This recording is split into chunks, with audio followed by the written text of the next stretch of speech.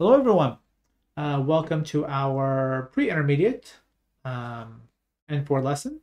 We're going to be talking about giving commands today. And this is a really good topic to talk about because Japanese is seeped with formality and politeness levels. And there are so many different ways you can ask or tell someone to do something. And some of them can be pretty blunt. And towards the end of the lesson, I'll give you a story about something I said in my not understanding Japanese well enough. And I still cringe when I think about it today because I used the wrong form of asking someone to do something. So you have that to look forward to. Up until now, there's one form that we have typically gone to when we've asked someone to do something. Does anyone recall what that is? It's very standard. You use it all the time. You say, please sit down, or please listen, or please say that one more time. What's that? What's that structure that we use?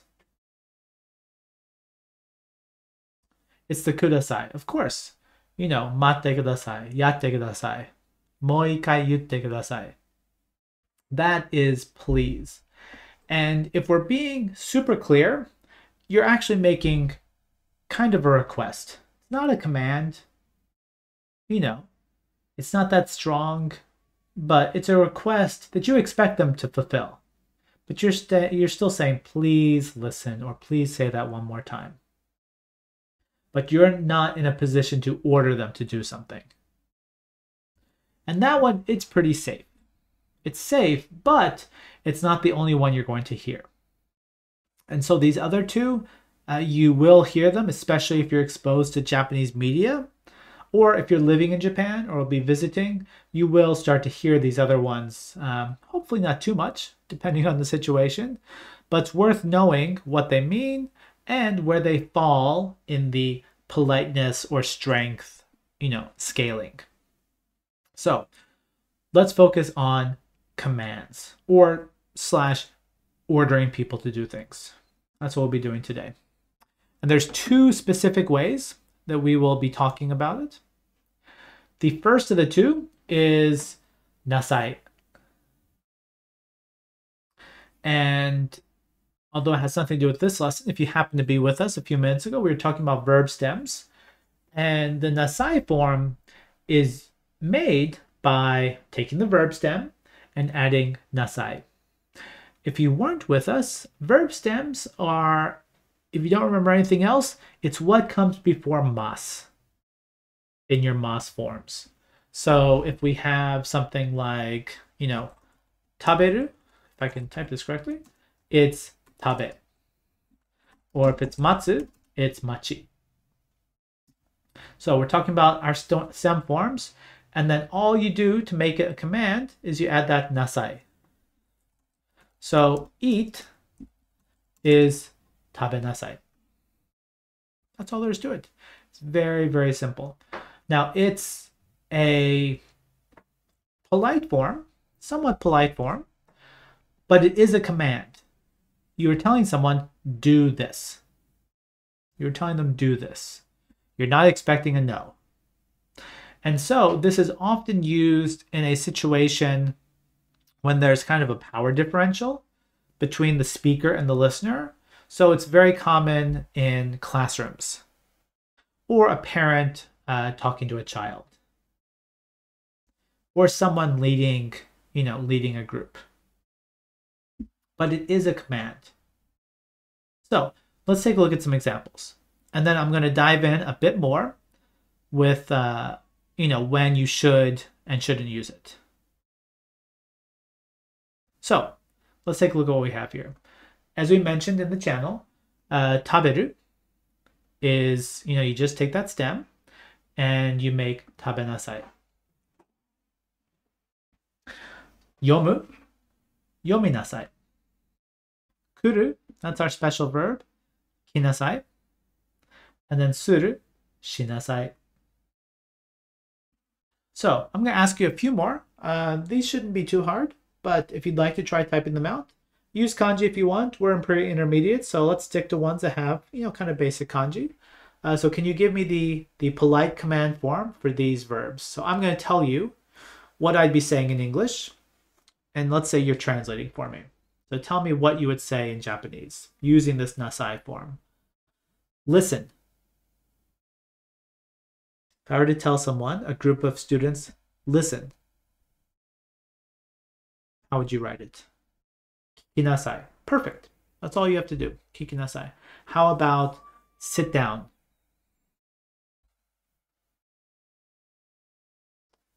Sit down.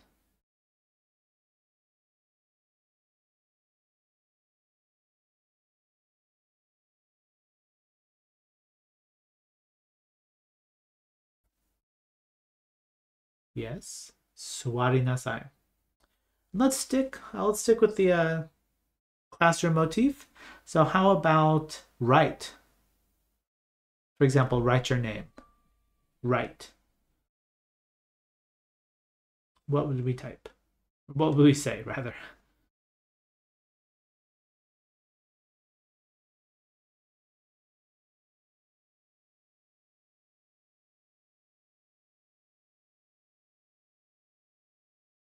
Kakinasai. Sure.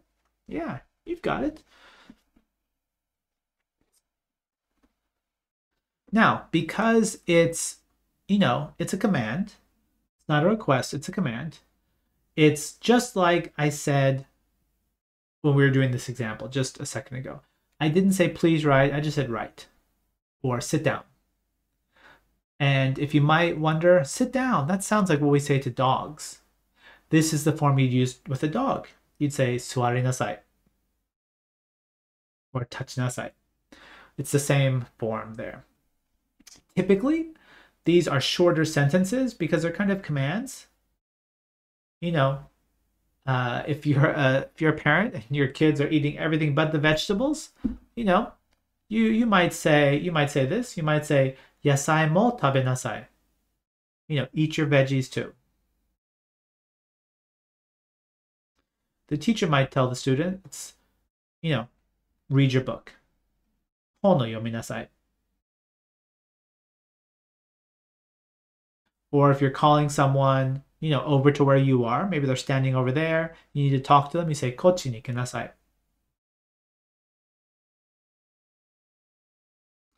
And, if you're asking someone, or not asking someone, if you're telling someone to do their homework, you'd say shukudai o shinasai. So you might notice that, up until now, we've actually been dealing with much longer sentences. These have gotten really short. In fact, there's no subject in any of these sentences. As to why, think about when you're giving a command.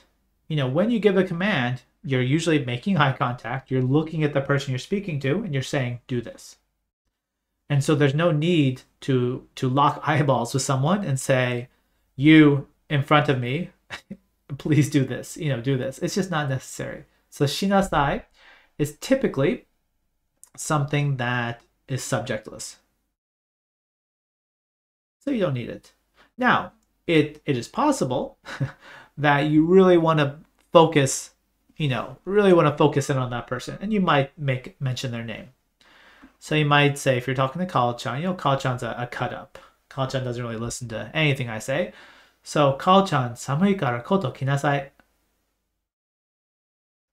It's cold outside, or it's cold, put on a coat. You'd think this is obvious, but if you are younger and you haven't had kids yet, but you plan on having kids in the future, you'll find out that kids' internal temperature, their thermometers are different from ours. And so when I walk to school sometimes, my son is complaining about the cold because it's cold outside, and then we walk by someone in shorts. And it's, 5 degrees Celsius outside. So kids just don't notice that sometimes, I think. So this is something you might actually say.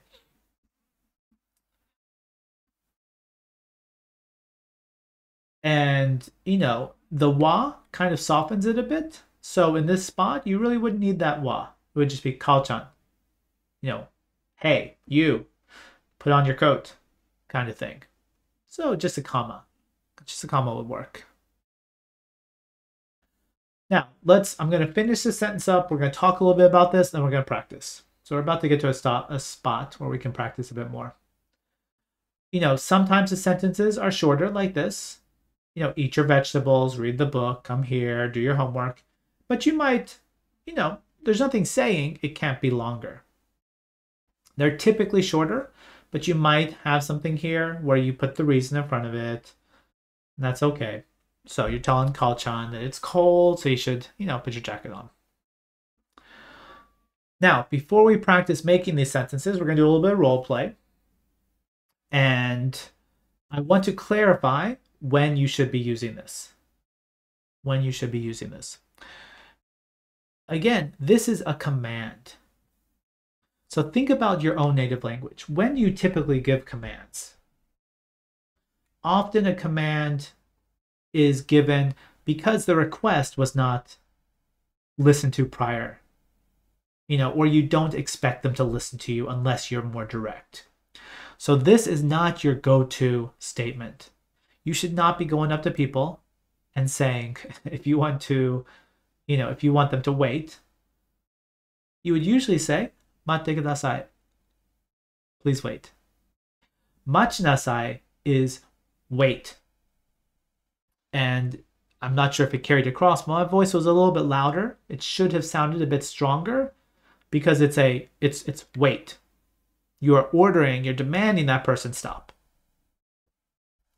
And so if you want a little bit of an extra edge to it, you're going to use this form. That's why parents were always fighting with our kids, trying to get them to do what we want them to do. Or classes, teachers trying to get the kids to calm down or stop talking to each other or stop talking about how they killed Pokemon because they don't realize that Pokemon just faint. You would say you'd use this. And so there's a bit of exasperation in it. And I have seen both in Renshu's stockpile of sentences, we have 150,000 sentences, so we cannot check every single one, as well as on other sites. Sometimes I see nasai being written with please.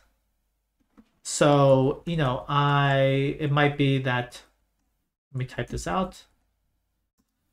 It might be suwari nasai. Very simple. And you'll see the English translation as please sit down. Don't make that mistake. That please is too kind for the tone that this verb is giving. This verb is if I don't say it this strong, you're not going to listen to me. It's that level. Or I've already said, please sit down, and no one said it, so now I'm going to raise my voice a little bit. I'm going to say suwari nasai. And hope that the kids pick up on the tone and say, oh, maybe they're getting angry. They're not angry yet, but maybe they're on their way to getting angry. I should listen. So this is that nasai.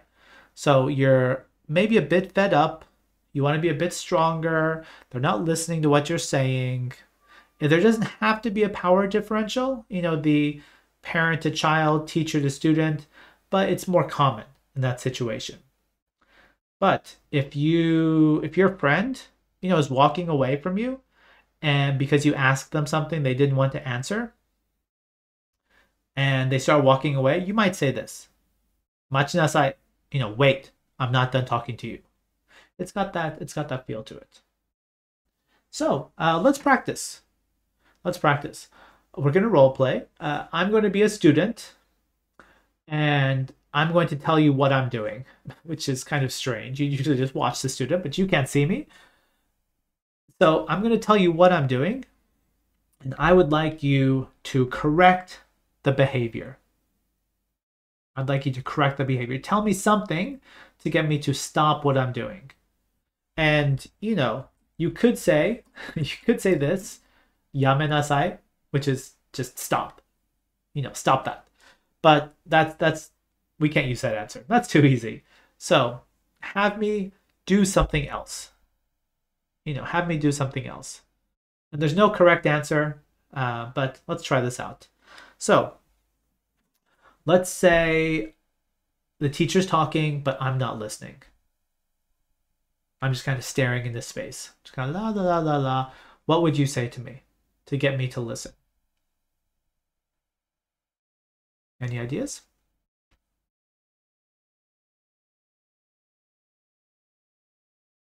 And these don't have to be long sentences. They can be single verbs if you want. You can keep it super simple. You can make it longer. Okay, good. Kikinasai. How about if I'm running around in the classroom? I'm running around in the classroom. What might you say to me to get me to stop that and do what I should be doing?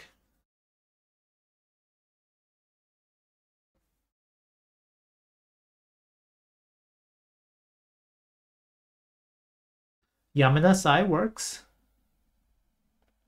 Sure. Suwarinasai. Sure, you might. I'm running around. You want me to sit down? Of course. Yamanasai, suwarinasai is good. Okay. Next thing.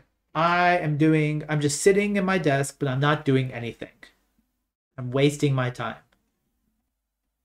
Now, I don't want to give you the answer, so I'm not going to tell you what we're doing in the class, but think of different activities and make me do that.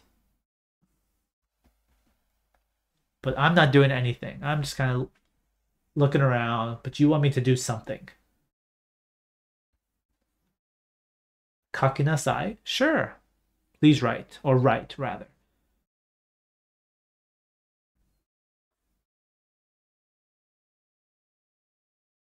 Listen, yeah. Listen, covers everything. Listen. Read, sure. Maybe everyone else is reading and I'm not. So you're like, hey, Michael, read.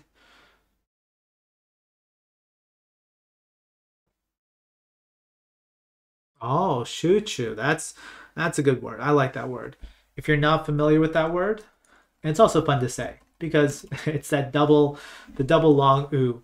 Shuchu. Shuchu means focus or concentrate. So just in case you don't know what this word is, I like this one. Shuchu ryoku, which is like your power of concentration. So if someone is really good at focusing on something or concentrating on something, you say their shuchu ryoku is, really high. Oh, you're really good at concentrating. You're really focusing in on this. Okay, let's switch gears. And let's say you're my parent. You could be my mother or my father, whatever. I don't care. You're my parent. And let's say this. It is time for bed. But I have not done anything to get ready for bed. So what are the things that typically you would tell a child to do before they go to bed? There's several. What are some things you need me to do?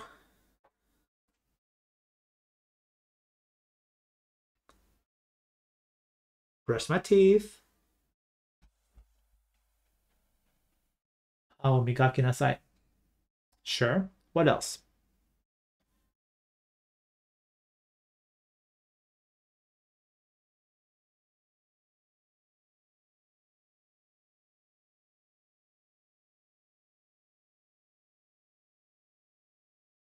Ah, covering everything.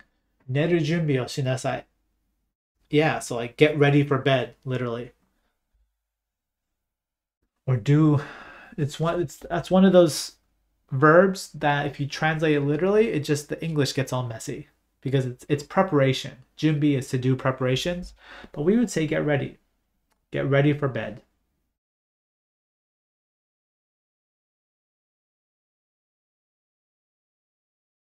Sure, a shower.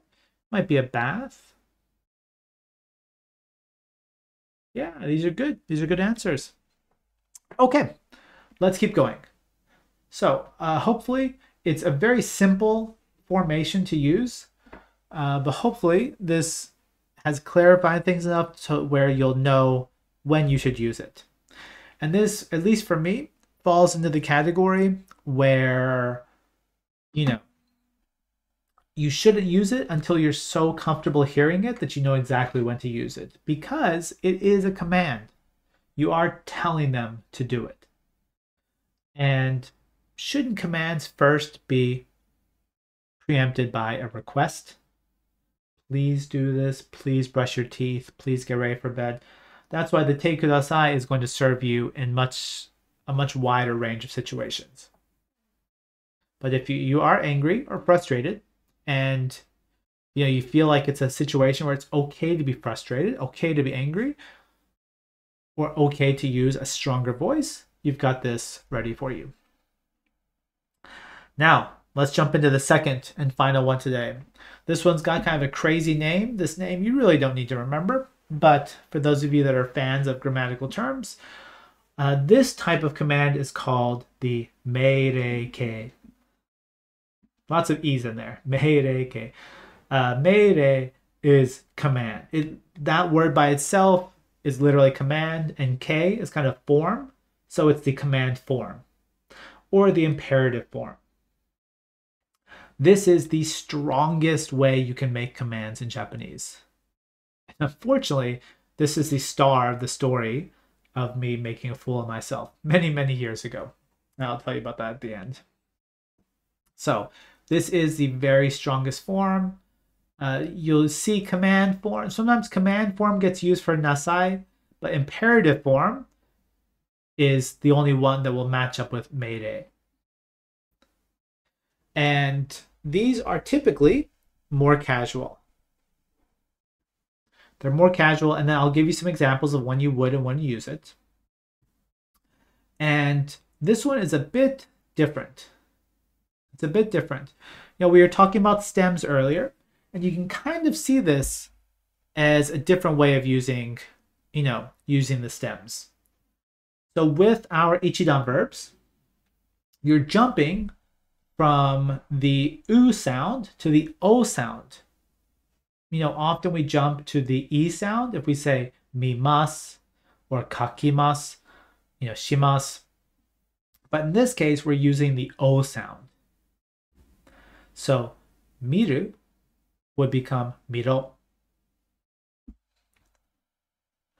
With the go-down verbs, you're still switching it over to that. Excuse me. I'm sorry. I made a mistake. Only the ichidan ones use the O sound. Sorry about that. All the go-down ones use the E sound. So kaku is kake. And because there's only this one example here, let me give you a few more examples of the go-down verbs. So if I was telling you to write something, you would go from kaku to, and it's used so rarely that when you try and type it out, the Japanese keyboard thinks you're doing something else. So this is not the first option that came up. Kaku becomes kake. Matsu, if you're telling someone to wait and you really mean it, is mate. And I'm just going to mention this. I never want to hear that any of you use this, but because you hear it in anime, of course, it's worth knowing that this is where it's coming from. The dai, as in die, is shine, coming from shinu. Again, please don't use this, but you will see it being used. And that's where it's coming from. It is the strongest command form. A few more examples. I'm jumping back to the ru, the ichidan form. So if it was taberu, it'd be tabero, sticking with that O sound. And then jumping down to our two special cases, suru is shiro, and kuru is, interestingly, koi. Because, kuru has just the craziest spelling changes. And this one is it's no different. Kuru is koi. Now, here's where things get a bit tricky in terms of, understanding this. If I were to type out these two sentences, let me type them out to the channel.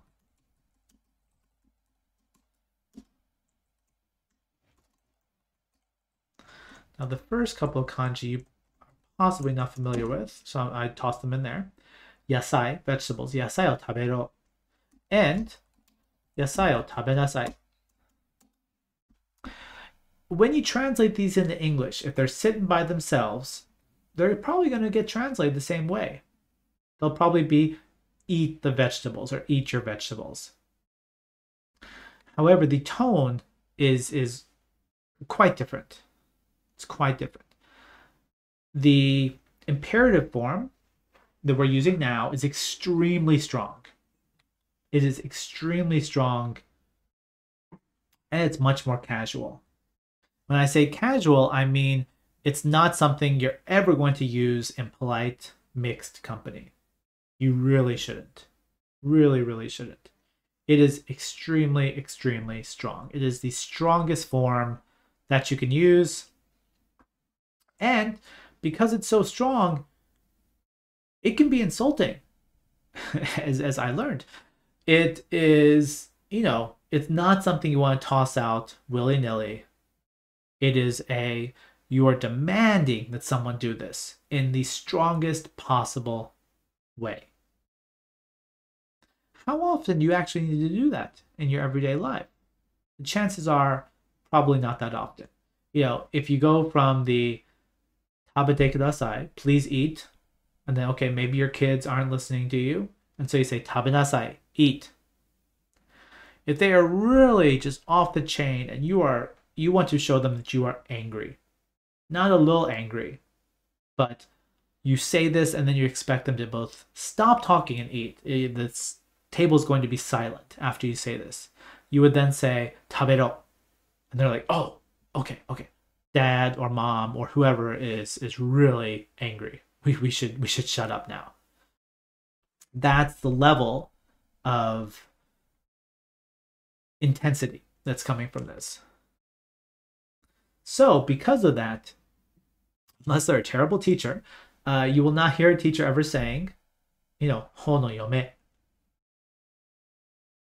or shukudai o shiro, unless it is an extreme situation.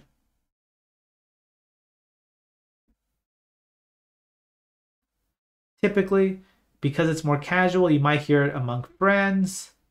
It is more common with those identifying as male, and with more of that power balance, or not a lack of a power balance, more of a differential going on.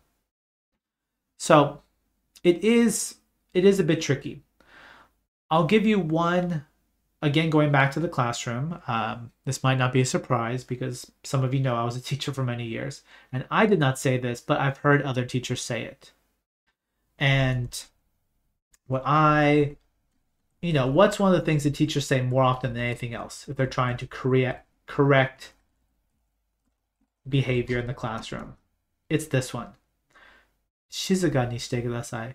Please be quiet. I mean, there's not a teacher in the world that hasn't said this. This is your starting statement. Each one steps it up a level. So you first say, please be quiet. And of course, because kids are kids, they're not going to listen to you necessarily. And so your second step, you're stepping up, you're saying, hey guys, I'm a little bit irritated. I need you to listen to me. Shizuka ni shinasai. But maybe for whatever reason, this class just isn't having it. They're just not listening to you, and you're angry. You're not only angry, but you want to show them you're angry. You're taking your internal feelings and just dumping them out. And you're saying, shut up. This is basically the equivalent of saying shut up. Is saying shizuka ni shiro. I would imagine this to be translated as shut up in well-translated texts. Because that's how strong it is. Would you say shut up to your mother, your parents, your boss, even your coworkers? No. In a more casual setting, maybe you're not angry, but maybe it's more, more of a joking situation. You might say shut up to your friends if they know that you're not being too serious. But this is one that you really should not use this unless you have heard it enough or feel comfortable enough knowing that it's going to be received the way you want it to be received, which means you're only offending people that you intend to offend, if that makes sense. You're not really trying to offend someone, but if you want them to feel bad because they're not doing something, then you use this. I see someone put up a question. How do you pronounce it to differentiate tabero and tabero? It's with the second form, if it's the invitational, it wouldn't be tabero, it'd be tabeyo.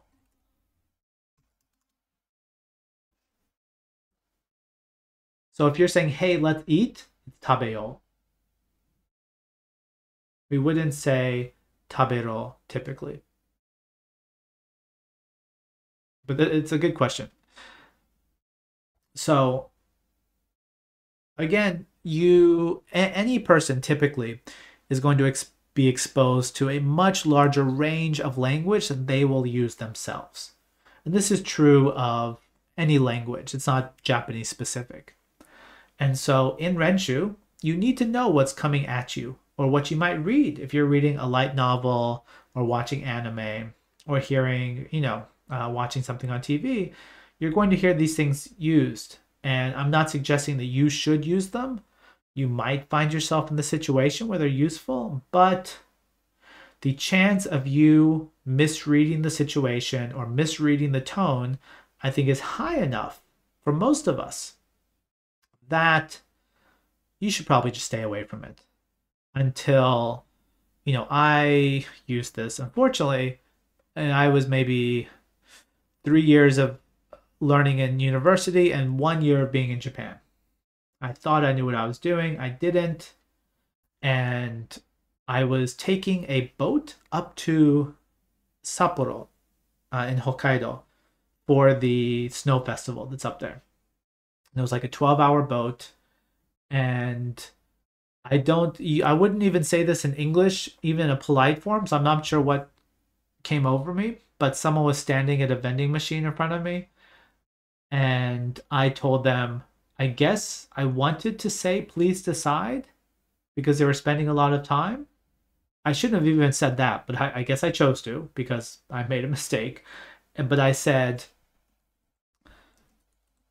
I believe what I said was, erabe, as in choose. Exclamation point, exclamation point, exclamation point. It wasn't even someone I knew. It was just a random person in front of me, and I said this. And a few minutes later, once I realized what I had said, I felt so terrible, and I still feel that shame, almost 20 years later. Additionally, I have one more story. All the shame stories are popping back into my head. And anyone that's been studying language or practicing a language long enough, you're all going to have these stories of your own. So, but I hope in telling you this, the chance of you having this particular story is less. One thing that becomes trickier in Japanese is when you're in a power differential situation. And if you're working in Japan or you're studying in Japan or living at a host family in Japan, those power differentials exist. So there's a really good chance you're going to be involved in this. In my case, I was a teacher, and I was an ALT, which means assistant language teacher, which kind of means not a full teacher. Now that's kind of a large statement to unpack, and would take an hour to do so. But I was used to some teachers speaking down, not negatively, but just they were in a higher position, so they were able to use more casual language towards the teachers below them, or to a student. And so it would be not strange in a classroom situation to have a teacher ask this. They might say, "Shukudai wa yatta?" Did you do your homework? Now this is a casual form, and a student would say, "Hai, yarimashita." In other words, casual is being used in one direction, polite is being used back. But because you hear this, you're hearing both of them enough that your mind might and probably will start to think, oh, it's okay for me to use this one in this situation. And you forget which side of the coin you're on. And I was talking to an English teacher. Fortunately, English teachers, they know enough of English to understand, I think, a bit more what it's like speaking a second or third language. But the teacher there was an issue or something, like we had to make some papers or collect homework, whatever. And I wanted to say, leave it to me. And usually, watashi ni makasete kudasai. Please leave it to me. However, I was friendly with this teacher. I was friendly. We were friends as much as we were work friends. And I have heard this teacher using this level of language with students before, being casual with students. And I thought, oh, this is okay for me to use. And instead of saying makasete kudasai, I said makasero. As in, leave it to me in all caps with exclamation points. And he looked at me and laughed. And it was a oh, you idiot kind of laugh. And it did not make me feel good. So these are ones that keep them in your back pocket. You're going to hear them. You should know what they mean. Don't use them unless you really need to. So today's lesson's a bit shorter, a bit on the short end. But we're done. We've got our nasai and our imperative form. So we've got two more that you will hear. They do happen. It's just be careful about when you use them. And if there are no questions, we'll go ahead and wrap things up today. And I believe next week, I'll let you know what... There we go. We will be talking about... oh, that's at 5. Let's jump down. Oh, we're getting into one more piece of giving commands, and then the next few weeks are going to be exciting. We're going to jump into passive voice. When I say exciting, I mean screaming in your brain, exciting. We're going to jump into a couple of the more complex conjugation forms. But otherwise, like I said before, this will be available here in the Discord, in Renshu sooner than later, and in our YouTube channel. So if you need to check up on them, feel free to do so. And otherwise, hopefully you'll see us next week. So thank you so much for coming, and hope it helped you out somewhat.